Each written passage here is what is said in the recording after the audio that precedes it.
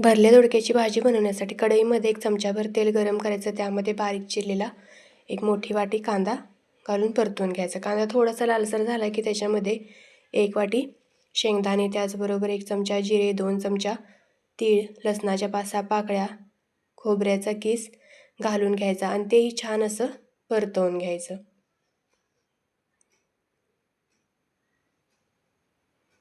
Gas बारीक ठेवायचा आणि बारीक गॅसवर हे छान असं परतवून घ्यायचं.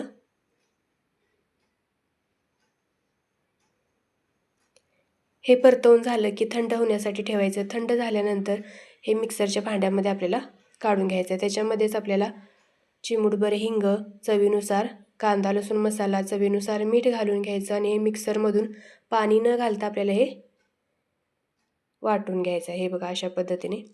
आता ह्याच्यामध्ये बारीक चिरलेली कोथिंबीर घालून घ्यायची आणि हे व्यवस्थित असं मिक्स करून घ्यायचं. इथं मस्त असा मसाला तयार झालेला आहे. आता इथं मी पाव किलो दोडके घेतलेले आहेत. आता त्याची शिरा काढून घ्यायच्यात आपल्याला अशा पद्धतीने.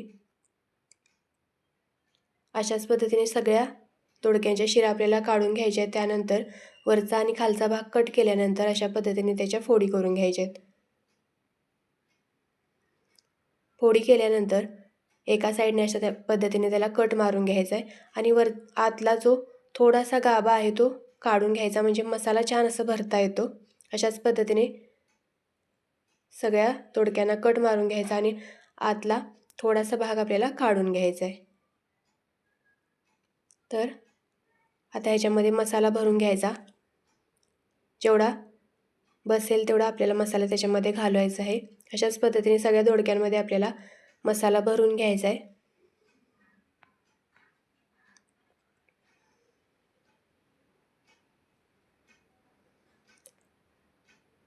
सगळ्या दोडक्यामध्ये मसाला भरून झालेला आहे. आता कढईमध्ये आपल्याला 2 चमचे होईल इतकं तेल गरम करायचं. त्याच्यामध्ये अर्धा चमचा मोहरी टाकायची. मोहरी छान अशी तडतडली की त्याच्यामध्ये जे भरलेले दोडके आहेत ते घालून घ्यायचे आणि जो राहिलेला मसाला आहे तोही त्याच्यावरून घालून घ्यायचा. आता हे 2 मिनटं तेलामध्ये परतून घ्यायचं अशा पद्धतीने. जास्त पण हलवायचं नाही, नाहीतर काय होतं की मसाला बाहेर येण्याची शक्यता असते. आता गरजेनुसार पाणी घालायचं. जर दोडका कोवळा असेल तर 1 अर्धी वाटी होईल इतकंच पाणी घाला. जर थोडासा जून वाटत असेल तर 1 वाटीभर पाणी तुम्ही ह्याच्यामध्ये घाला. आता हे छान असं शिजवून घ्यायचं. तर हे बघा मस्त असे दोडके शिजलेले आहेत. थोडंसं दाबून बघा. जर कच्चे वाटले तर आणखी थोडे 5 मिनटं तुम्ही शिजवून घेऊ शकता.